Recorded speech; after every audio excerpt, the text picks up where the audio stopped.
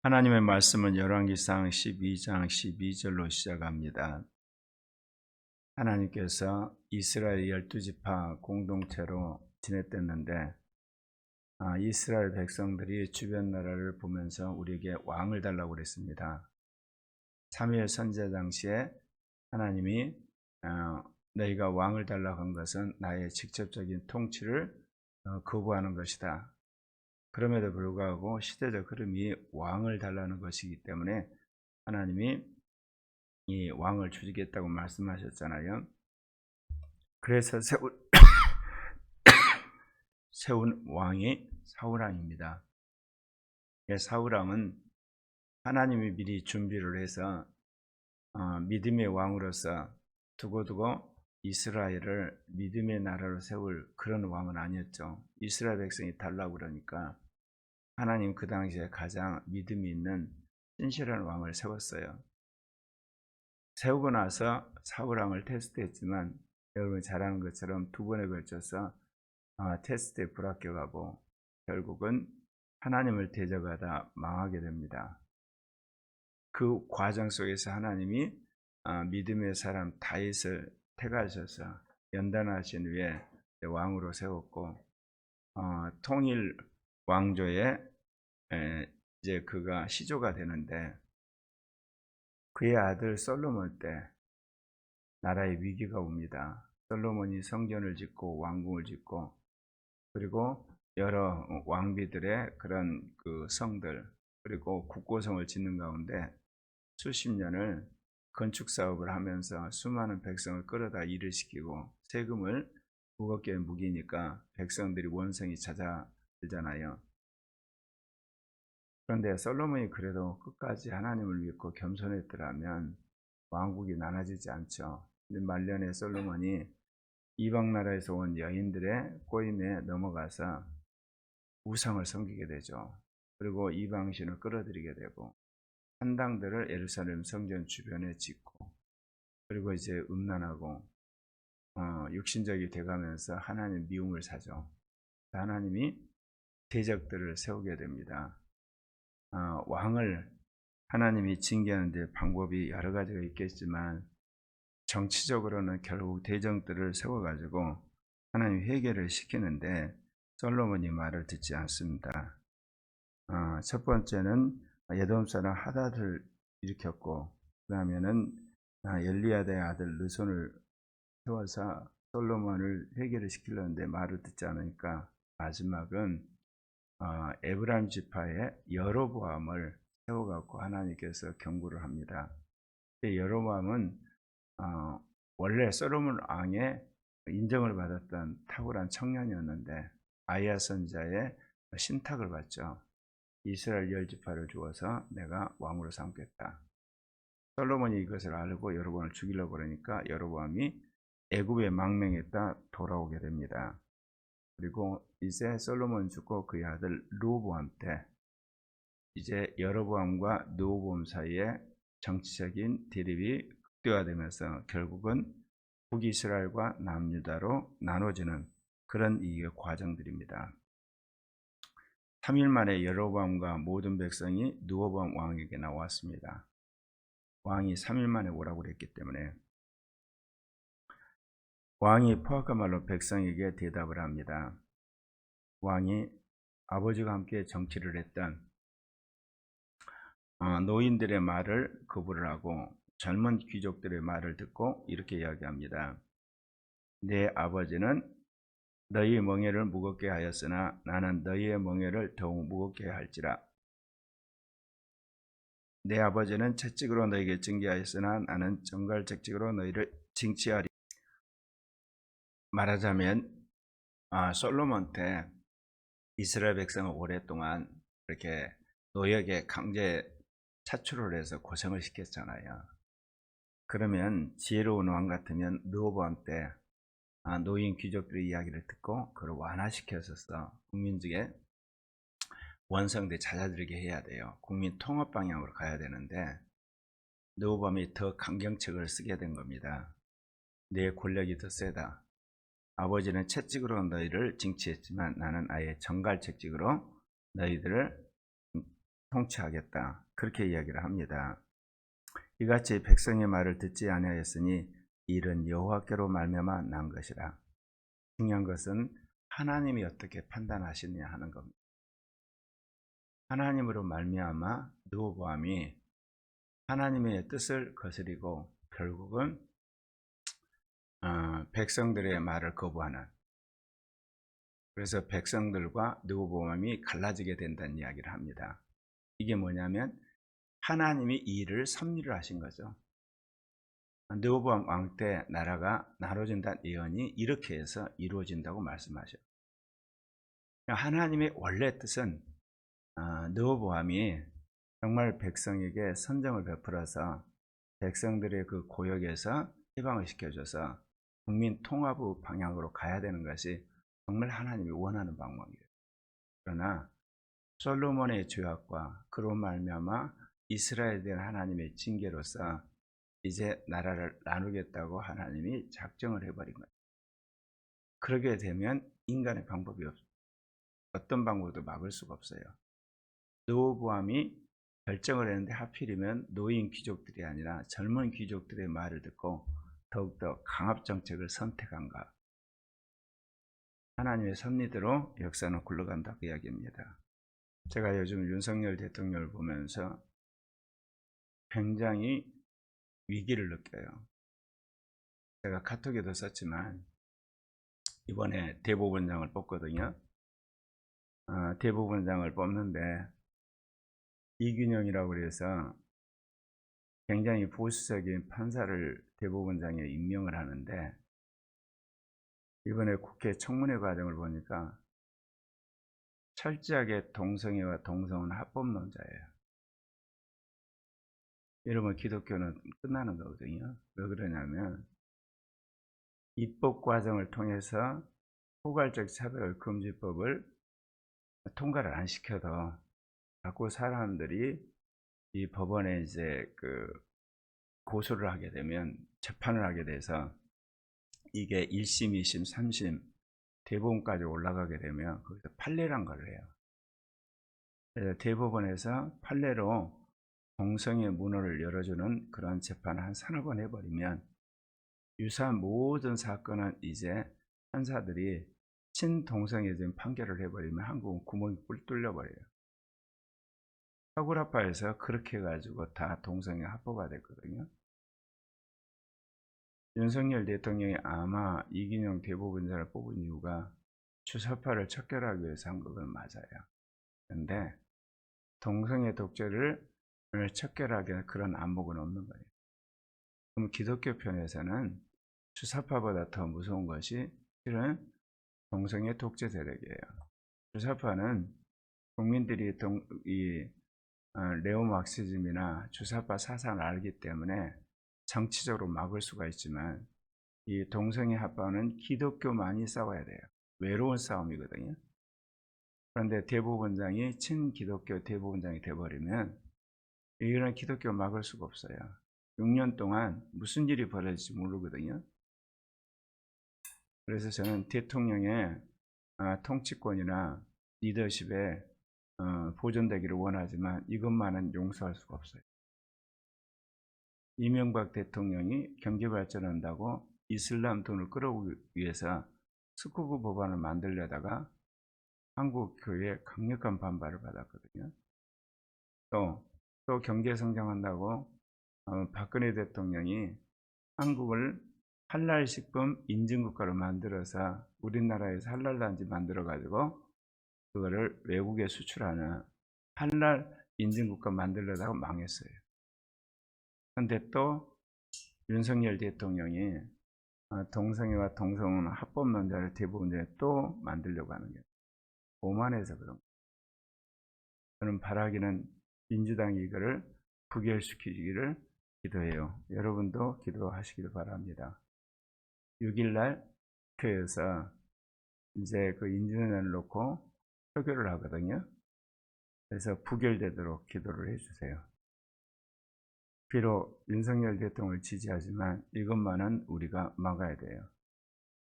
며칠 남지 않았잖아요. 그래서 이거를 계기로 윤석열 대통령이 주살파를 막는 그런 대법원장도 중요하지만 이 동성애 합법론자를 막는 것도 중요하다는 것, 그걸 깨닫고 더 온전한 그런 대법원장을 뽑도록 우리가 기도해야 됩니다. 어쩌면 르호보암 왕이 더욱더 폭정을 가세한 것처럼 윤석열 대통령도 좀 오만해졌어요. 사람들이 이야기를 한번 들어야 되는데 하나님 용서하지 않습니다. 왜냐하면 한국은 미국 다음으로 세계를 선교할 선교나라를 하나님이 택하셨어요. 그래서 우리가 아무것도 없는데 이렇게 미중 간 신냉전과 팬데믹 사건, 러시아 우크라이나 사건을 겪으면서 한국을 하나님께 선진국 반열로 끌어올린 이유가 다른 거 없거든요. 한국교회를 개혁해가지고 민족을 통일시키고 아시아 선교하고 세계교회를 개혁하라고 한국을 하나님 띄우게 했는데 거기에 가장 큰 역할을 해야 될 대통령이 친동성애 그런 이게 대법원장을 후보로 추천했다는 거 주님이 결코 용서하지 않아요. 우리가 기도해야 되는 겁니다. 그래서 이번에 낙마되어야만 이런 여론이 대통령실을 통해서 대통령이 전달이 되어서 수사파도 받지만 동성애도 막고 그리고 민노총의 민중민주주의도 막는 그런 균형 잡힌 대법원장이 세워져야만 6년 동안 이제 우리가 안심하게 그동안 이제 반동성애 운동을 통해서 한국교회 개혁할 시간을 벌 수 있거든요. 온 이스라엘을 자기들의 말을 왕이 듣지 아니함을 보고 왕에게 대답합니다. 우리가 다윗과 무슨 관계가 있느냐?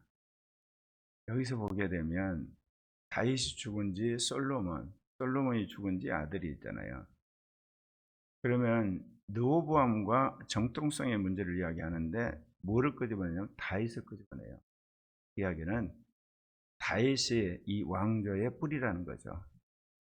다윗 때부터 이스라엘 백성 사이에 어떤 갈등이 있어온 것을 암시를 합니다. 사울이 왕이었잖아요. 베냐민 지파. 그런데 이제 유다 지파에서 왕이 됐는데 원래 다윗이 왕이 될 때 유다 지파의 왕이 된 다음에 12지파의 왕이 됐어요. 이 과정 속에서 다윗 지파와 다윗 지파 사이에 정치적 갈등이 숨어 있었던 거예요. 그것이 이제 밖으로 드러나게 되면서 우리와 다윗이 무슨 관계가 있냐? 그러면서 이세의 아들에게서 받을 유산이 없다. 그러면서 우리는 우리의 장막으로 돌아간다. 한마디로 다윗 왕조에 복종 않겠다는 겁니다. 이스라엘 그 장막으로 돌아가니라. 그러나 유다 성읍들에 사는 이스라엘 자손에게는 르호보암이 그들의 왕이 되었다. 결국은 처음 다윗이 왕으로 추대되었던 유다 지파의 왕으로 르호보암 왕의 통치 영역이 축소됩니다. 그러니까 이런 이야기를 성경은 깊게 이야기를 하지 않죠. 성경은 오직 하나님의 구속사를 이루는 데 있어서 그가 순종하는가 그리고 그가 불순종하는가 그 초점에 맞춰서 쓰기 때문에 자세한 내용을 말하고 있지는 않지만 내면에는 이렇듯 유다 지파와 나머지 지파 사이의 정치적 갈등이 하나님의 심판 과정에서 이렇게 드러나게 되는 거죠. 죽임당한 아도니람 이건 누구냐면 르호보암 왕이 이스라엘 백성의 이런 분노를 알지 못하고 감독관을 파견한 거예요. 그러니까 이스라엘 백성이 화가 나가지고 이를 잡아 죽여버렸어요. 그때서야 르호보암 왕이 이스라엘 백성의 분노를 알고 그가 예루살렘으로 빨리 도망갑니다. 이에 이스라엘이 다윗의 집을 배반하여 오늘까지 이르렀더라. 이 표현도 그래요. 분명히 하나님이 여로보암을 왕으로 세우고 르호보암 사이에 두 왕국이 세워지는 것을 허락을 했음에도 불구하고 이스라엘은 다윗의 집을 배반했다. 이런 표현을 썼어요. 이건 뭐를 이야기하냐? 단기적인 의미에서 하나님의 허락하심과 장기적인 의미에서 하나님의 뜻을 이루는 것의 차이를 말해요. 단기적으로는 솔로몬 왕이 학정을 했기 때문에 폭정을 하고 억압을 했기 때문에, 그리고 그가 하나님 앞에 죄를 져서 이 르호보암 왕 때 나라를 나누어서 여로보암 왕을 세우잖아요. 그러나 정통성은 남유다 왕국에 있었다는 겁니다. 그렇기 때문에 비록 여로보암 왕을 통해서 북이스라엘 왕국이 세워졌지만 표현을 다윗의 집을 배반했다 이렇게 이야기를 합니다. 그러니까 우리가 이 땅에 살면서 참 조심해야 됩니다. 분열이 일어나고 싸움이 일어나고 갈등이 일어날 때 반대하는 사람의 이야기가 단기적으로 옳은 것 같지만 거시적이고 단기적으로 봤을 때 문제가 있다고 하는 사람 편에 하나님의 어떤 계획이 있으면 그쪽 편에 쓰셔야 돼요. 근데 우리는 눈앞에 보이는 옳고 그름에 따라서 저 사람들은 문제가 있어, 반대한 사람 편에 서는데 시간이 가게 되면 그 그룹은 역사에서 소멸되고 말아요. 그 비근한 애가 남북관계예요. 여러분, 해방이 됐을 때 남한의 정통성이 있어요? 북한의 정통성이 있어요? 국민들의 심성으로 보고 국민들의 원함으로 보면 사회주의를 주장하는 북한이 국민들의 더 지지를 받았어요. 실제로 해방이 되고 나서 이 미군이 들어와서 여론조사를 했더니 사회주의를 국민이 70%인가가 지지를 했어요. 그대로 놨으면 대한민국은 사회주의 국가가 되는 거예요. 북한은 공산주의. 그래서 합쳐서 한국은 남북한 사회주의 연방공화국이 될 가능성이 아주 컸어요. 근데 하나님께서 이승만과 미군을 통해서 이 나라를 자유민주주의 공화국으로 만들었죠. 남한에 있었던 남로당 계획을 완전히 숙청을 해버리죠. 근데 그것도 그들이 절호의 찬스가 왔다고 여순 반란 사건이나 제주도 반란 사건을 일으켜요. 그를 빌미로 이승만 대통령이 국군을 창설해서 그들을 전부 다 척결을 하죠. 또 국군 안에 있는 반란군을 척결을 해요. 그리고 나서 1950년 6.25를 맞이했기 때문에 대한민국이 한마디로 공산화가 안 된 거예요. 만약 그거 없이 6.25를 맞이했으면 박헌영이 말한 것처럼 북한에서는 김일성이 군대가 쳐들어오고 남한에서는 박헌영의 남로당이 같이 합작을 했으면 미군 아니라 유엔군이 수없이 와도 이 나라는 공산되고 말았어요. 이게 하나님의 역사예요. 섭리예요. 장기적으로는 결국은 이승만과 자유민주주의 체제가 옳았다는 것이 증명이 되잖아요. 근데 이 역사에 있어서 오늘날 주사파 세력이나 동성애 합법화 세력이나 민중민주주의 세력은 한마디로 김일성의 자주 노선을 더 위에 두죠. 이게 종전협정을 이야기를 하고 남북한 연방제를 이야기하는 거예요. 그러나 분명한 것은 이승만과 대한민국의 노선이 역사에 승리를 했고 또 그렇게 승리하게 될 것입니다. 그래서 단기적인 옳고 그름보다 장기적이고 근본적인 옳고 그름을 따르셔야 돼요. 특히 교회 분열을 보면 교회 이제 목회자가 문제가 있어서 그 문제를 제기하잖아요. 장로가 말이 옳죠. 담임 목사가 잘못했으니까. 근데 그거를 쭉 지켜보면 대부분 반대했던 장로 그룹이 나가서 교회를 개척하잖아요. 근데 대부분 실패해요. 왜 그러냐면 하나님 권위에 대한 훈련이 안 돼 있는 거예요. 인간적으로 목회자의 잘못에 대해서 지적하는 자기의 옳음에 대한 것은 분명한데 목회란 건 결국은 교회란 거는 하나님이 그 공동체를 축복해야만 부흥하는 거 아니에요. 내가 교회 분열사를 딱 보면서 거의 대부분이 그래요. 그래서 여러분이 어떤 공동체 생활을 한다든지 직장이든 항상 반대를 할 때 여러분이 정말 하나님의 인정을 받는가, 그리고 반대하는 그룹이 하나님 권위에 훈련이 되어 있는가에 따라서 여러분이 합류를 해야지. 그러지 않으면 중립하든지 기존의 지도자를 따르는 것이 지혜로운 거예요. 왜 그러냐면 반대하는 사람은 권위에 반역하기 때문에 하나님에게 반역을 하는 가능성이 아주 큽니다.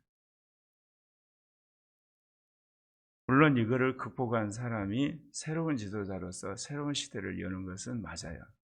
대부분은 그렇다고 이야기합니다. 오늘 여로보암과 북이스라엘 왕국이 솔로몬 왕, 이어서 그의 아들 르호보암 왕의 폭정이 한 거에서 새로운 왕국 북이스라엘을 세운 것은 시대적으로 맞았지만 하나님의 영원한 뜻에 봤을 때 그들은 결국은 하나님의 뜻을 거역하고 끊임없는 쿠데타와 우상 숭배 때문에 BC 722년에 망하고 맙니다. 여러분이 구약 성경을 보면 북이스라엘이 어떤 영적 유산을 남겼다는 이야기가 없습니다. 그저 북이스라엘 왕국이라 한 나라가 세워졌다가 사라졌다 그렇게 끝나는 거예요. 그러나 남유다 왕국은 계속해서 모세로부터 이어진 신앙의 유산을 이어받아서 심지어 그들이 나중에 바벨론 포로로 잡혀가지만 돌아와서 그 신앙을 이어받아서 마지막 예수 그리스도 오시기까지 신앙의 정통성을 유지하는 것을 우리는 보게 됩니다. 이게 이제 우리 인생을 살면서 갈등이죠. 지금 당장 봤을 때 누가 옳고 그르냐 이 문제하고 하나님이 장기적으로 봤을 때 누가 옳고 그르냐 하는 이야기가 갈등이 생길 때가 있어요. 그럴 때 우리는 과감히 비록 지금 어떤 의미에서 잘못한 길을 갈지라도 하나님의 궁극적인 뜻이 있는 그룹을 택하는 것이 우리의 영적인 데 유익이 된다고 하는 것을 역사적으로 보여주는 사건입니다. 이제 이렇게 해서 온 이스라엘이 여로보암을 왕으로 세웠으니까 이제는 르호보암 휘하에는 유다 지파만이 남게 되죠. 그런데 이 르호보암 왕이 현직 왕이잖아요. 이 상황을 그대로 둘 수만은 없잖아요. 그래서 르호보암이 예루살렘에 이르러 유다 온 족속을 끌어모읍니다. 그리고 베냐민 집까지 끌어모아 가지고 이제 군인들을 모으니까 18만이 모여요. 여로보암 왕과 북이스라엘 쪽은 왕을 세웠지만 아직 나라가 정비가 되지 않았잖아요. 그러니까 18만의 정예군들을 모집을 해가지고 여로보암과 북이스라엘을 치면 전쟁에 승산이 있다고 판단을 한 겁니다. 그래서 이스라엘 족속과 싸워 나라를 회복하여 솔로몬의 아들 르홈에게 돌리려고 그들이 이제 아마도 군대를 모아서 조직해서 이제 쳐들러 가려고 그래요. 근데 여기 보면 하나님의 말씀이 하나님의 사람 스마야에게 임하여 이르되 솔로몬의 아들 유다왕 르호보암과 유다와 베냐민 온 족속과 또 그 남은 백성이 말하여 이르기를 뭐라고 주님 말씀하시냐면 여호와의 말씀이 너희는 올라가지 말라 너희 형제 이스라엘 자손과 싸우지 말고 각기 집으로 돌아가라. 그러니까 하나님의 뜻은 명확해요. 남유다와 북이스라엘을 나누는 거예요. 형제국가이기 때문에 싸우지 말아라. 정치를 하는 왕으로서는 어떻게 보면 있을 수 없는 일이거든요. 한 나라가 두 개로 분열됐으니까 군대를 모집을 해가지고 이제 반란군을 숙청을 해야 되잖아요. 근데 하나님이 형제 나라라고 그럽니다. 이게 하나님의 뜻이었어요. 하나님의 뜻이었음에도 불구하고 장기적으로 봤을 때 다윗의 가문, 유다 지파, 남유다 왕국이 역사적으로 하나님이 택한 왕국이었고 지파란 것이 드러나게 된다 그 이야기입니다. 그래서 우리가 하나님이 일시적으로 허락한 뜻과 하나님의 영원한 뜻을 구별을 잘해야 되는 겁니다. 여러분은 하나님의 영원한 뜻, 하나님이 정말 기뻐하시는 뜻을 쫓는 사람들이 되셔야 돼요. 그래야 할 때 역사에 남는 거고 하나님이 기뻐하시는 겁니다. 그래서 우리나라를 봐도 그래요. 지난 70여 년 동안 이승만, 박정희, 전두환, 그리고 김영삼, 김대중, 그 다음에 노무현, 이명박, 박근혜, 윤석열까지 왔잖아요. 온전한 대통령이 없어요. 왜 그러냐면 우리 국민이 굉장히 권력지향적이에요. 그런데 국민들을 그것이 어떻게 표출되냐? 정치적으로. 특별히 이 사회 지도층이 굉장히 권력 중심적이거든요. 그러니까 거기서 나온 지도자가 권력 중심적이에요. 그러니까 권력만 잡으면 안에 있는 권력력이 나와서 오만해져요. 그러니까 불행하게 되는 거예요. 근데 국민들이 그 부분에 대해서 위기가 오기 전까지는 잘 몰라요. 위기가 와야만 그때서야 이제 문제를 느끼는 거거든요. 나는 아무쪼록 윤석열 대통령이 이번에 대부분양 사건을 겸손해서 특별히 한국 교회와 기독교인들의 의사를 청취해서 반동성애자, 그리고 반주사파 세력, 그리고 반민노총 노선의 균형 잡힌 대법원장을 세우기를 원해요. 그러면서 전국적으로는 한국의 800만이 넘는 기독교인 대부분이 이제 정당에 가입해서 정당 민주화를 이루어야 돼요. 그래야만 한국 기독교가 살아요. 그래서 국힘당이나 민주당 안에 동성애 친화적인 사람을 정치적으로 공천 과정에서부터 당원들이 한마디로 살 자리를 얻게 만들어야 돼요. 공천을 못 받게. 그래야만 이 나라가 동성애로부터, 동성애 합법화로부터 지켜지는 나라가 되는 거예요. 그러지 않으면 그런 사람이 계속해서 표현이 되고 대통령이 되고 그리고 대부분 판사들이 되는 거거든요. 그러면 합법화 되는 거예요. 그래서 결론은 딱 명확해요. 한국 교회 모든 그리스도인과 그리고 장로 집사들이 양당에 들어가 가지고 정치적인 그런 영향력을 행사하고 또 그런 사람들이 공천을 받아서 한국 정치를 바꿔야 됩니다. 그러지 않고는 이 나라 동성애 합법화되고 말씀드린 아시아 선교, 세계 선교를 감당할 수가 없어요.